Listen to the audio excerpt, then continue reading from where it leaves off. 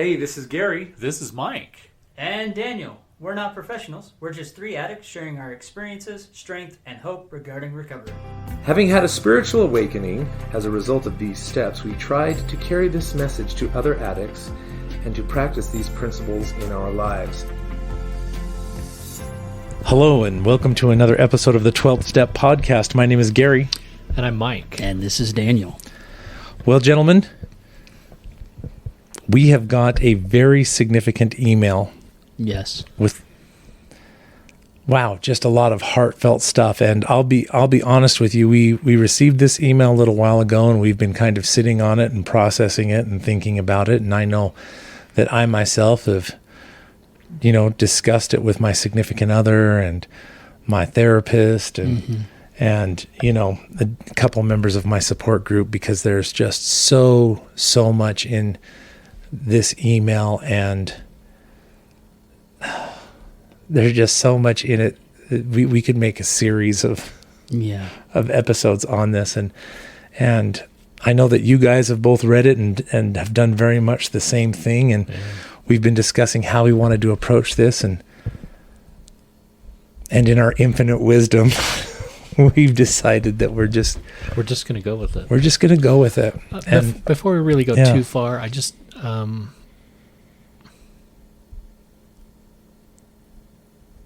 thanks, Genevieve. Yeah, really. I don't know. Do you know what one of the nicest things about doing a podcast like this, one of the reasons that you practice the 12th step, is because not only do you get to share your experiences so that you can keep them, but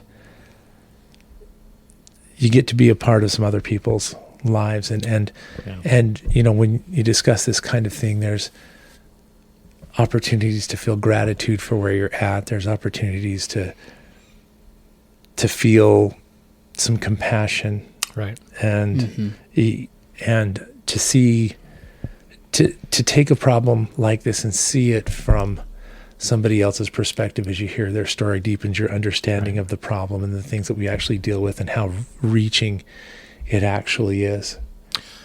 Yeah, I'm going to add my own experience to that. So, the reason I say thanks, Genevieve, is because the timing of this couldn't have been better. We had just finished up our own Sage 3 experience, and the last episode we had a chance to listen to I'm trying to think of her name, Maddie, somebody out of New York who was abroad. It was very much a visible figure who... Maddie Corman. And Genevieve, that's a name you're going to want to remember. It's a podcast of somebody you may want to listen to. Her husband was both very public figures and came out, and it was a very public experience because the police came over, arrested him, and et cetera, et cetera, et cetera. And that was our last Sage 3 episode. Well, this email came at the same time.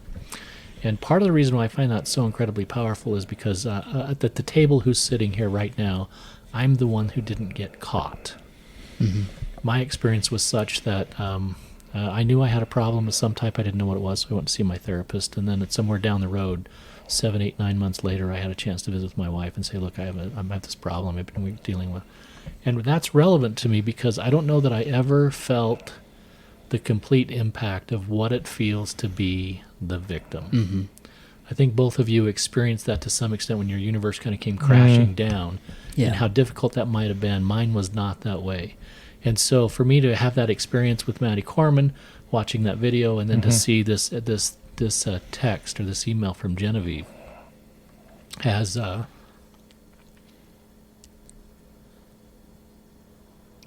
it's affected me deeply. Mm-hmm. Because it's the first time I think I've ever really realized, excuse me, about how my behaviors have affected my own life. I've been at this for a long time, 7 years of practicing and working my recovery, and for whatever reason, it's just never settled in as deeply as it should have been about how my behaviors have affected her. And so to see these episodes and to see Genevieve write in and say my life has been destroyed as a result of this, and this is what's going on, has really affected me powerfully. So again, thank you for sharing, because we don't get an opportunity to see the victims of our abuse in the ways that really affect us powerfully. I also just want to, I think, I know that it has affected me deeply too, as different parts of the letter have touched on a number of my own experiences. Exactly. Yeah. And if I'm being absolutely honest, I for one am approaching this with a great deal of humility, and well, my eyes are watering, maybe a little humidity too, but I'll be honest. There's a lot of this stuff in here that I have a couple thoughts and I have a couple ideas, but I feel a little bit inadequate. So I'm going to do the very best that I can. And I think we're all in that same Yeah. spot. No, we definitely are. I mean, when I read over this, this shortly came out after we did that one episode where I talked about how I wasn't being allowed at my daughter's wedding, and she talks about that, and I went through some of this where I had caused so much pain and damage to my ex that she was almost, probably just as vicious in some of her behaviors as Genevieve is saying, and so I've had to take time to work through this, and oh man, I don't want to get triggered while going through this, because I lived through that, but at the same time this just shows the level of pain and anguish that she was in, Right. Because it goes back to, and this is something I've said often to some of even my sponsees, is when you corner a dog that's hurt, it bites back. It doesn't care if you're loving or tender. It's perceived you as a threat, and it bites back. And that's probably what's happened here for her, is she just felt like she was backed into a corner. She had no way to get out of the situation, and just everything felt like an attack. So she just bit back. And unfortunately, our actions, have consequences on both sides, whether it's the addict or the betrayed spouse that's acting out, or kids or anybody else involved. That's a universal truth. You get to choose your actions. The world chooses your consequences. Yeah. Well, listen, I think we've kept our listeners on the hook for a while. Yeah. The one thing I would really like to address to Genevieve is, you've probably been out there like, wow, I sent this out. What the heck? Just know we wanted to approach this with the purest of intent, and so it did take us a while. So we weren't ignoring it or anything like that. We just needed to know how to unpack this properly without us just making a mess of it. Right. I think that's a fair statement. Okay, here we go. Hello, 12th Step Podcast. First off, I would really like to thank you for having the strength to stand out as individuals that are not afraid of the stigma around the addiction, and for being willing to be a source of help and inspiration to others. I have been listening to your shows for some time and have appreciated your perspective, honesty, helpful information regarding this addiction. Let me give you some background before I ask my question, as I hope it will allow you to answer my question better. I am what most people around the world call a Mormon, and my religion has very strict views regarding sex, especially before marriage. And this type of addiction is severely frowned upon. I have seen many good men shunned and exiled from church because it has come out that they have a porn or sex addiction. I find this very sad, as we are fellow Christians that believe in the atonement of Christ and that anyone can be healed and saved through him. Yet for some reason, many of my friends, family, and fellow churchgoers do not see it this way. And unfortunately, for some time, I was one of them. Because of my upbringing in the church, when I discovered my husband viewing pornography, I was less than kind. If I am to be downright honest, I was horrible. I knew he will carry scars for the rest of his life from the damage that I caused due to how poorly I treated him during our marriage and divorce. Because of how I was raised and the beliefs of my church, I believe that any man that viewed pornography or had sexual addiction were the scum of the earth, and I wanted nothing to do with any man that had even looked at it in any form. My hatred was so strong and vile that I refused to speak with any man that struggled with this addiction. And if you believe what is on the internet, that is anywhere from 60 to 98% of men out there. Words could not describe how strong my anger was. Because of this statistics, I could not believe that any man could be trusted, that they were all liars, cheaters, creeps, and that I was better off without them. That this addiction was one of the unforgivable sins in God's eyes. My divorce was not pretty. I was so angry. I crucified my ex-husband in court. I dragged his name through the mud. I let everyone in our church know what he had done, and I made sure he paid for what he had done to me. How I treated him bled over to our children, and I didn't care. He had no right to be around our children. I feared for their safety and believed that he could be a pedophile. I felt justified in my belief as I believed God was with me. Then 3 years after my divorce, the foundation of my world was rocked. My parents sat me down one night and opened up to me about my father's own struggles with pornography. I was stunned and baffled. How could my father, this pillar of strength for all my life, be someone that had struggled and dealt with this addiction? This could not be. My father couldn't have been one of those unforgivable men. He was the kindest, most gentle of people I know. My father had been in the military, and that is when pornography was first introduced to him. At first, it was not something that he thought was any big deal. But after multiple deployments over time, it became a problem. And my mother had a very similar reaction that I did. But they clung to one another and fought to keep their marriage while working on my father freeing himself from the addiction. This was something they had kept secret from myself and my siblings. My parents saw how my anger and pain was hurting me and my children, so they decided it was time to confess their struggles to me. It was then my mother referred me to a CSAT therapist that she met with.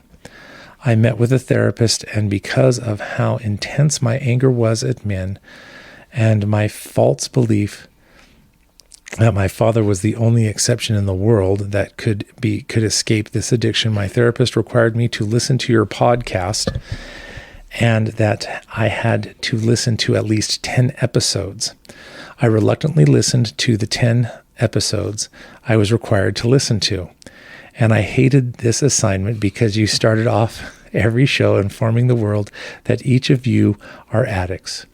Yet with each episode, your honesty and vulnerability struck a chord with me, and I found myself wanting to hear more from you about your thoughts and your struggles. I began to believe that there were men other than my father that could overcome this addiction, and that my beliefs were wrong. Then I began to feel guilty about how I treated my ex-husband, and that none of you enjoy this addiction, and that you hate it as much as I did. And I have someone to love and appreciate. I have come to love and appreciate your show and insight. Deep breath. That's written. That is written. That is a lot just up to that point. I know, right? Deep breath. And now that all of that is out of the way, here is my question. And I hope that you can help me because of my behavior and how I treated my ex and everything my children have seen and heard. My oldest daughter, who is engaged to be married, wants nothing to do with her father. She does not want him to be at her wedding. She does not want him in her life at all. I can see that he has been able to turn his life around, and he has remarried. His wife is a wonderful woman, and unlike with me, he did not keep his addiction and struggles secret from her. And the three of us are working at being friends for our children. Sadly, my past behavior has created this problem, and it continues to cause damage and pain to my ex-husband. I do not know how to help my daughter or my ex-husband's relationship with her. I do not know how to correct the ripple effect created because of my anger and pain. I have talked with my daughter about how wrong I was and how I treated her father, that he deserves to have her in his life and vice versa, and that he is such a different person that when we are together, hold on. I'm guessing that should be then. Yeah. When we were together. Then when we were together. I have suggested therapy, but she refuses. I have suggested we sit down and talk together and talk things out. She refuses. I hate what I've done. I hate the pain and damage that I have caused. I have spoken to my therapist at length about this issue, but I am wondering if any of you can give me some personal insight as to how I can find a way to mend the damage I have created between my daughter and her father. Genevieve. Deep breath. Yeah, that's a lot.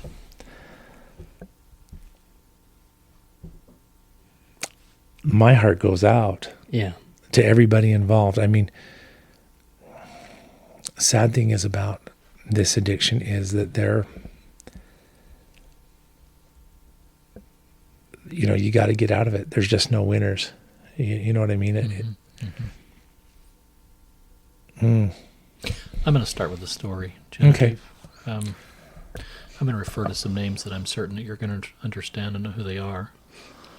I read a lot, probably more than I should. It's a sickness of mine. Maybe it's my second addiction. I don't know. I'm reading the story of an individual by the name of David Bednar, who at the time was an educator at BYU, Idaho. He talks about, he was administrator, he was actually the president of BYU, Idaho, and he had an opportunity to visit with an individual who was dying of cancer, a guy by the name of Neil Maxwell. And he asked Neil Maxwell, he said, you're obviously experiencing some real troubles in your life, some real issues. What are the things that you've learned from this particular issue? And he made the comment, he said, my cancer has taught me not to shrink. That's an interesting word, and David Bednar goes on to talk a little bit more about this idea of concept of shrink. I've looked high and low in anything that there's only a couple of places, one very famous where the Savior himself says, I drank from a bitter cup and did not shrink. Mm-hmm. So I've looked up the word shrink. The word shrink, two synonyms, retreat or recoil. Mm-hmm. And I think those are powerful words, powerful words for, and it's interesting. I know that these names mean something to Genevieve. They're people that she relates to. But the interesting thing about that particular thing is that shrink and retreat are the very reactions that each one of us have. He goes on to talk about the fact that each one of us are going to we're going to experience our own Gethsemane. Mm-hmm. Because that's mortal life. And the challenge of our mortality is that we learn to deal with these issues and deal with them well. Genevieve has learned that lesson in a very real way. Mm-hmm.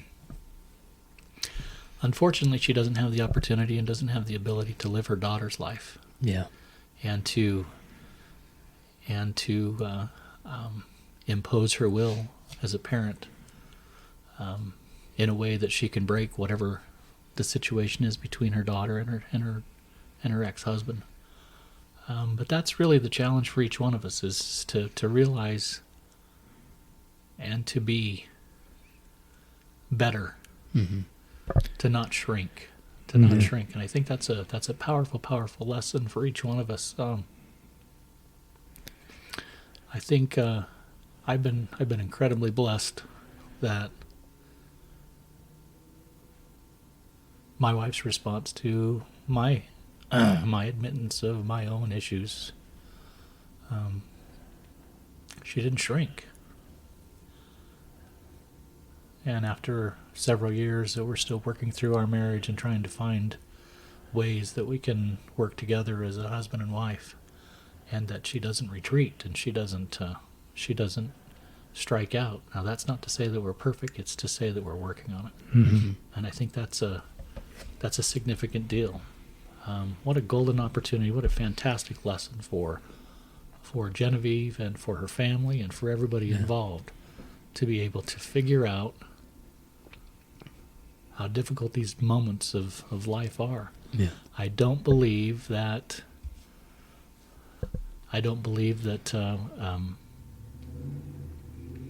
her response, or the things that she talks about being LDS or being Mormon or being any of those things, are taught. In a lot of cases, what it is how we interpret those particular things. I know my church, your church, any church that anybody belongs to doesn't teach those kinds of things. What happens is that we internalize those sorts of things and believe that this is the way we're supposed to respond.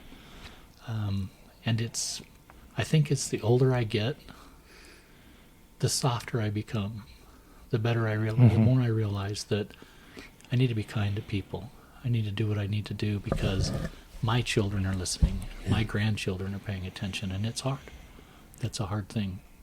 Well, and this, I'm just gonna maybe offer a gift to Genevieve, as being the spouse Yes. that had an ex-spouse that was very similar in her behavior, that ended up not being able to go to my daughter's wedding because my daughter didn't want me there.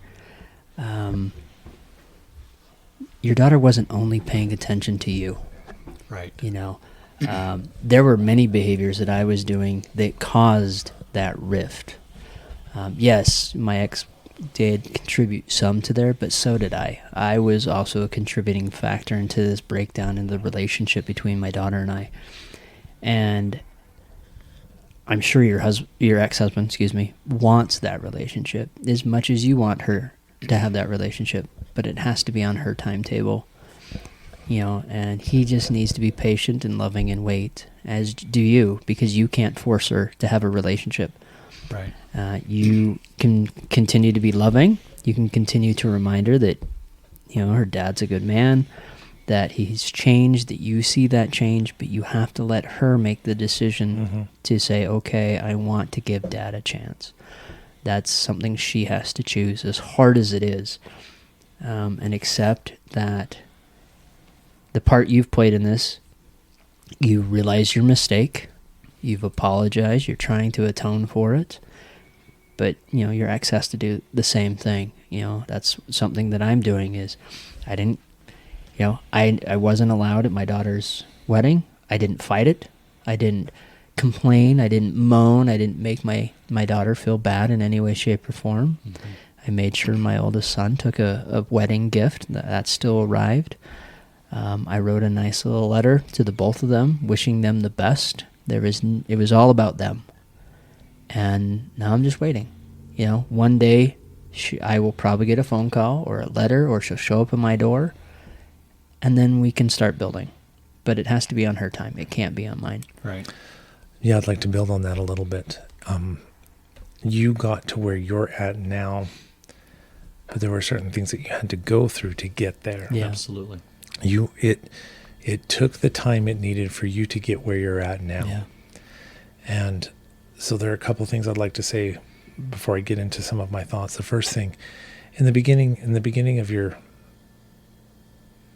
message to us, you thank us for having the strength to be vulnerable and talk about ourselves and things like that. And I want to mirror that back to you.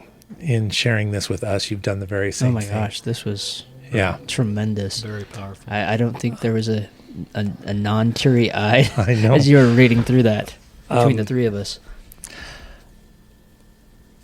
And I can also say that we all know exactly what it feels like to hate what we've done. Yes. Yes. And understand that to a certain extent we're powerless to mitigate the consequences. Yeah. You know, I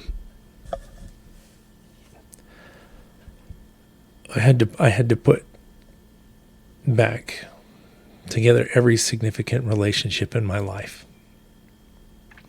And some people took longer than others. I have 4 boys, and their ages are very wide.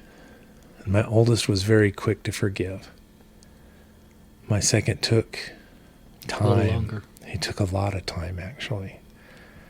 You know, and then my third had limited understanding, and then my fourth was so young at the time that was something that had to be revisited even just recently. As now he's old enough to kind of process that, and I'm still very open about all these things. So the consequences of my actions are still mine to deal with. So I want to thank you for sharing your story.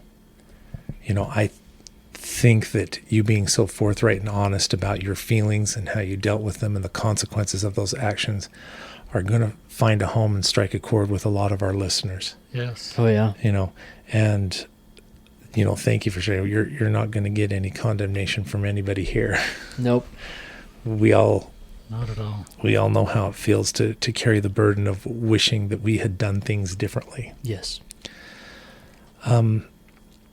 Daniel is right. Your daughter's going to have to take her own journey. And I remember once I was lamenting to my therapist that I felt bad that I couldn't be because of my actions, I couldn't be a good example to my boys. And he said something to me that changed my whole life. He said, well, maybe you can be a really good example of what to do when you've made a mistake, how to fix that. So be a really good example of what to do when you've made a mistake. I would be open and honest and share your experience with your daughter, not just in words, but in actions. And it will take time. It will take time. And I wish like crazy that there was something you could do, that there was a I don't know, a button that you can press or whatever it is, but we all have our own journey and we need to go through it because we go through these things because I went through my things because Gary needed to learn something about Gary, you know, and I had to go through that to get where I'm at now. You had to go through what you went through to get to where you're at now. And your daughter will have to do the same. Yeah. But I would encourage you to be patient. It's the long game. God plays the long game. So true. You know.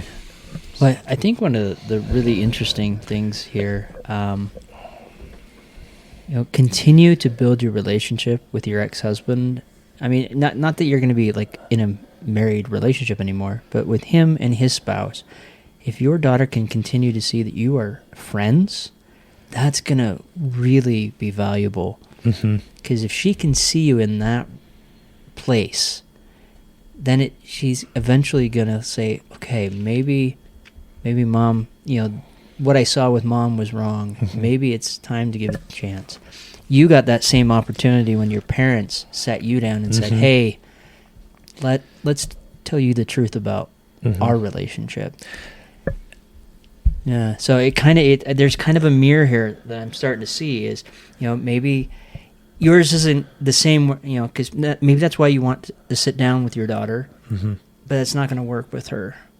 And so, but you've had time to remove yourself from the relationship before, because if I remember right, you said like 3 years later, your parents sat you down. So there was time there to lessen the wounds, the pain, there was probably some healing done, and then your parents offered you this gift. And maybe that's what it just is. It's going to take a little bit of time for her to heal, and then her constantly seeing that, wow, mom and dad are still friends. Mm-hmm. And not only that, they're happy. Mm-hmm. And this is the best I've ever seen them. Yeah. It reminds me a little of an experience I had. I knew that I had a lot of things that I needed to deal with as I went through recovery, but I was in recovery for 3.5 years before I was mentally and emotionally healthy enough to deal Yeah. with a particular problem. So I had to go through all of that to get to a point to where I then had the capacity to address this one. And I think your daughter's in very much the same place. Yeah. I think that you were also in the same place, that you had to go through a process to get to the point where you could, deal with the reality of, the consequences of your actions, your own experience, and what that all looked like. I was just going to say that as I read this again and again and again, that the word that keeps coming back to me, and I think Daniel just hit on it, was the word gift. Mm-hmm. This email is loaded with gifts. Yeah. It's just absolutely loaded with gifts. It's an opportunity to see. It's an opportunity to think and feel deeper, and I think that's just a powerful, powerful gift. She's getting a second opportunity. Genevieve herself is getting this second opportunity to look at her life in a different way, to see things differently. Now she's, she feels as though she's tainted the water a little bit with her daughter and her ex-husband, and maybe that's the case, and maybe there's a gift in that as well, because it's a great opportunity to work on that particular issue. I think you both hit right on it. The daughter's going to take some time, but she'll get there, which is another gift, right? I mean, and the fact that the ex has moved forward and the fact that they've been able to maintain a relationship that's a positive relationship, I get the impression, another gift. That's full the one of gifts. amazing thing is she went from being so livid and hating him to now she's like, I'm trying to build a friendship with him. That's right. Not only that, she's setting herself up as an example and a voice of reason. That's right. Yeah. I love this line. I hate what I've done. I hate the pain and damage that I've caused. What a gift. Yeah. What an absolute gift. It's the realization that I've done something. I've done something that I'm not necessarily proud of. And how many of us make mistakes and yet are not willing to own up to those mistakes that we made? This is just dripping with gifts. This is a golden email. And another thing, with the daughter getting married, she's eventually going to run into the challenges of being in a relationship. Yes. And so maybe it'll come back like, Mom, how did you do it? Right. I mean, not saying that, her new husband has a pornography addiction, but just the everyday stuff of forming into a relationship, after the honeymoon phase ends, you start kind of butting heads a little bit. How about the gift that Dad came forward? Yeah. The gift that Dad came forward. And they kept that issue secret in their marriage for so many years, and he was able to come forward at a particular time that was most relevant and say, I've had this issue, I've dealt with this particular problem, and I know what he's going through, and I know everything about that. Another just massive gift. Yeah. Do you know what? If you stop and think about it, your daughter has access to tools that you didn't. Exactly. When you found out, you didn't have the resources or anything like that to deal with the problems that your daughter now has access to. She has you, and she has your parents, and she has her father, dad and stepmom eventually. Right. Yeah. Yeah, because it would not surprise me at all to find out that her new husband has at some point in time dealt with these particular issues. Yeah. Maybe he's overcome them, but maybe that's still in his future as well. Yeah. And to be able to go to someplace. Or a son. That's right. Yeah. That's exactly right. So to Down the have road. so many resources within your own family who can say, look, I've been dealing with this problem for a long time, and let me help you. Let me help you understand what you're dealing with. Yeah. Just loaded with gifts. Yeah. This is just a remarkable email. There's also a piece that I found that when there were times that I could not, I got to think how to articulate this correctly. I have to exercise a great deal of faith. Yes. Mm-hmm. Because there are so many things that I can't undo. Yeah. The damage that I can't fix. I have to. I have to surrender those pieces. Otherwise, Otherwise, my life would be unbearable. Right. Really, that's the only way that I can. No, I depend on that. I depend on giving that over to my higher power, to my Savior. I have to. And that was something that I had to learn. And that wasn't an easy thing to learn, to surrender that. And I have to turn that over. The things that I cannot control, I have to turn over. Yeah. And then just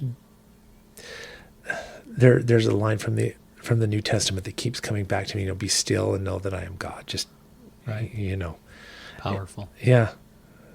The thing that keeps coming to my mind is that God mends unmendable things. Mm-hmm. There's so many things in my life that because of the recklessness of my behavior that I can't fix. I don't have within my wherewithal to fix. I've not shared my story on our podcast ever, but one of the pieces that I will share today is the day that I actually made up the courage to actually visit with my wife and tell her about my addiction. Is the night that she shared with me that she was contemplating suicide, and she'd made the decision that moving forward, our kids were now out of the house, off to college, and we were to that place where it looked like we were going to be empty nesters, and the fear of that was so powerful to her that she had decided that in the same year that I had made a commitment to do something about my addiction, she'd made a decision to end her life. And so it was powerful and meaningful, and I share that because I'd pushed her to a point of an unmendable place. I couldn't fix it myself. It was nothing I could do that I could unravel that particular situation. And to this day, there's nothing I can do to fix that. And yet, we're moving forward in a meaningful way. And so, again, those are, when you talk about faith, and there's some things that I have to turn over, I can't control, I can't deal with, that my higher power has to deal with. It's mending unmendable things. I couldn't do it myself. Yeah. So it's just a powerful concept, because, and I think Genevieve hits on it, where, these are things that have happened in our existence that we don't get a chance and an opportunity to control, and we don't get a chance to fix. Yeah. We're all very sorry for how our behaviors had led us to this place, but that's the way it is. That's the reality we're in, and it requires us to move forward in some step of faith. You just said something that gave me a thought that I want to share. There have been a number of things that I've wanted to fix. Honestly, I wanted to fix everything from the moment Sure. that I committed to changing, but I didn't have the tools to do that. Exactly. And those things I had to turn over. But I found that as I've gone through recovery, that along the way I started gaining some of those tools, and then suddenly some of those things are within my power to fix. Yes. I was thinking about the relationship with my second son, and thinking one of the tools I needed to mend that relationship was X amount of time in sobriety. Yes. And until I got that, because I had to, does that make sense? It does. So I like that, because, that's a very hopeful kind of a thing, that just because now is not the time doesn't mean that there won't be a time. Correct. You know what I mean? I'm going to play off of that as well. Mm-hmm. I have 12. I'm 12. Listen to me. I have 4 daughters. Not 12.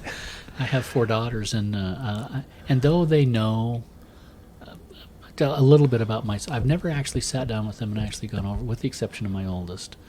I felt like that at one point in time that it was I might be able to help her, and it really turned out poorly. And so these things are all in my future. As a result of that, I don't have the strongest relationship with my children, and yet I have to exercise some level of faith in knowing that at some point in time an opportunity will present itself, and I'll have an opportunity to talk openly and honestly in a meaningful way, and that vulnerability will allow us to be closer, and that we'll move to a level that we've never been at before. I have to have faith in that. Otherwise, it's a bleak existence. It's a bleak existence, and I think that's what Genevieve's getting at right here. Is that I've got this daughter that how do I get to that next level? I don't know that I have an answer for you. I really don't. I'm just telling you that at some point in time it will happen for you, and that opportunity will present itself, and you'll say and do the right things because I have faith in that. I just simply have faith in that. That's the God men's unmendable things kind of a thing I'm talking about. I mean, I would just say, have some serenity in the situation. That's right. Let go of the desire to try to control this relationship between the two of them. Yes. It will happen. It will take time. Be patient. Be loving. Same thing to your ex. Just be patient. Be loving. It will happen. It's going to take time, and it really is going to be at your daughter's timetable. Mm-hmm. And then also accept the fact that some problems aren't yours to fix. That's true. That's a true story. That's sort of the serenity prayer concept, right? Yeah. The wisdom to know the difference. Yeah. But definitely keep working on you. Keep getting yourself to a better place. And the more you do that, your daughter's going to see it. Yeah. Oh, yeah. Yeah. Yeah. Yeah. Do you know, I'm reminded of a story from the New Testament. You guys remember when Christ was walking on the water and he was approaching the ship, and he beckoned for Peter to meet him. Yeah. And so Peter walks out there, and he he loses focus on what he said. He's not watching the Savior anymore, as he starts noticing the tempest and the winds and the waves, and so that he begins to sink. Anyway, he calls out to the Savior, and the Savior pulls him out of the water, and he says, why did you doubt? Okay. And then they walk back to the ship. Now, the point in the story that I wanted to bring up was, I think one of my favorite parts of the story comes right then on the walk back to the ship, because the storm doesn't calm, the seas don't calm until they get to the ship. So I imagine what was that journey back look like? It was probably rough going. I mean, the winds didn't change, the trouble didn't change. Right. And I've often thought about that in my recovery. Yes, I was plucked out of the water, and I'm committed on this journey, but it's still rough water until the end. Yeah. You know what I mean? But its focus was different. But the focus was different, and you get to walk along, you get to walk along with the Savior. And so it's a little bit different experience. So what I take away from that is that I go through life's troubles and it is hard, or I see people that are hurting, to realize that it's, in a lot of ways, it's supposed to be that way. We're supposed to be challenged. It's supposed to, you know what I mean? Mm-hmm. We need things to overcome. That doesn't mean that you go out and you do stupid things to create them. But you understand what I mean? Yeah. I do. So I guess my reason, or my point in wanting to tell you that story is that as you walk this, and it's troubled waters, there are high winds, understand that too is part of the process. Yes. And that shouldn't be something that discourages you. That should, I'm going to go back to that, you just got to turn that over. You got to surrender that, and then just be still. And it's a great story. I love the story because at that particular moment, the Savior has an opportunity to explain to Peter what it is that had happened. Well, he lost focus, right? He started focusing on the turbulent waters and everything else around. But when he was focusing just on the Savior and walking towards him, he was just fine on the water. So that walk back would have been very much a focused conversation, than not paying attention to all the stuff that's going on around, because you're right, it didn't go away. Yeah. It did not go away. It's just that the focus was different. And as a result of that, it made an entirely different experience for him. So yeah, that's a great analogy. Yeah, I hope that Great was story. helpful. Yeah, great story. Well, we've come to the end of our podcast, but I'm gonna just say specifically thank you, Genevieve. It was a powerful email, and Yes. a deep, meaningful experience for each one of us to contemplate. Yeah. So And thank you. I really hope that this was helpful, because I know that you sharing with us, sharing with me, was very helpful. Yeah. Yeah. I really, really appreciate what you've done. Thank you. And, there's probably countless others that will be listening to this episode that are in your shoes and can feel that, or are, like us, addicts, that, gives us an insight to the pain that we've caused to our spouse. But I can never be reminded enough. yeah, I just simply can't. And yeah, I just can't. I get so calloused even years after the fact that I start to feel I'm beyond all of that. It's so far back there that I don't remember it anymore. So it's really good to be reminded. It really is good to be reminded. So thank you very much. But So just know, your daughter will find her way. she will. She will. Just continue to be the amazing woman that you are. I mean, we all felt it in that email. Yeah. Continue to be that example to your children, and they'll find their way. They're watching you closer than you think. Yep, they are. So true. So true. Well, with that, this is Mike saying, do the work necessary to find the peace that recovery can bring. And this is Gary saying, do the next right thing. And this is Daniel saying, find the humility in your recovery. Thank you for listening to the podcast. If you like this episode, please give us a 5-star rating on iTunes, Spotify, or wherever you find us. As a fellowship of recovering addicts, Sex Addicts Anonymous offers a message of hope to anyone who suffers from sex addiction. Check out saa-recovery.org.